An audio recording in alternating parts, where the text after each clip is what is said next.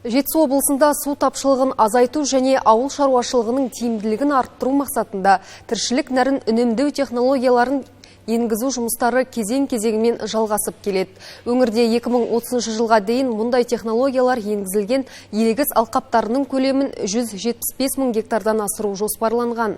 Бүгінде су үнемдеу технологиясының көмегімен бетпақ далада егін егіп, жеміс көріп отырған шаруашылықтардың саны артып келеді.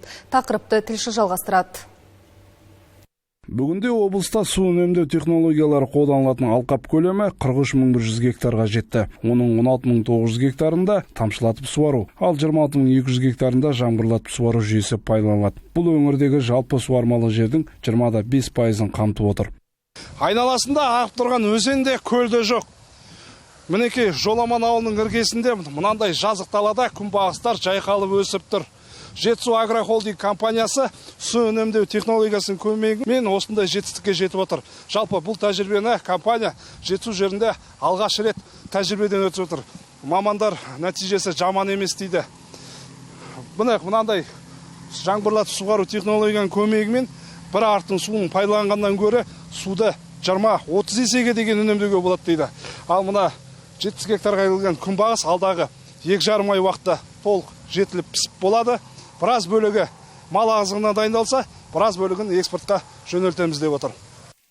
Жоғарыда аталған компанияның негізгі кәсібі ет бағытында. Кәсіпорын 5000 бас ірі қараны бордақылау алаңында ұстайды. 2000 гектар алқапқа мал азығын егеді. Жүгері, арпа, жоңышқа, күнбағыс бар. Оның 1375 гектары су үнемдеу, яғни жаңбырлатып суару технологиясымен жабдықталған. Өздеріңіз көріп отқандарыңыздай, қазір су мәселесі бұл жерлерде өте қиын. Ағын су жоқ. Солтүстіктегіде Ертіс өзені бар, басқасы бар. Бұл жақта енді біз жерасты суларын пайдалануға, тек жерасты суларын ғана пайдалана аламыз. Сол себепті де суды үнемдеу бізге өте маңызды. 26 ұңғымамыз бар, су құбырымыз жерасты суларын пайдалануға. 26 фрегатымыз бар, Бауэр компаниясы австриялық. Солардың барлығы іске қосылды. 6 су жинақтағыш қоймамыз бар, жалпы көлемі 180 мың текше метрден асады. Осындай ауқымды жобаны іске асыруға үкімет тарапынан қолдау да жасалған. Компания Жетісу әлеуметтік кәсіпкерлік корпорация арқылы жеңілдетілген несие алған еді.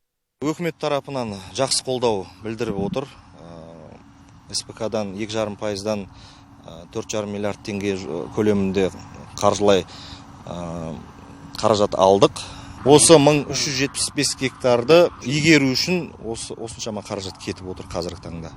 Шаруаларды қолдау мақсатында биыл сәуір айынан бастап жеңілдетілген лизинг бағдарламасы да іске қосылды. Оның аясында су үнемдеу жүйелерін жылдық 12,6% мөлшермен қаржыландыру қарастырылған. Қазір таңда алғашқы өтінім қабылданды. Биыл су үнемдеу технологияларын енгізу көлемін 79200 гектарға дейін жеткізу көзделіп отыр. 33 шаруашылықта 9400 гектар жерге заманауи суару жүйелері орнатылған. Оның ішінде 3600 гектары тамшылатып, 5700 гектары жаңбырлату суару тәсілімен қамтылған. Соңғы 3 жылда бұл бағытта жұмыстар қарқын алып 4 есеге дейін артты. Нұржан Қасаболат, Әсет Дүйсенбек, Жетісу арнасы.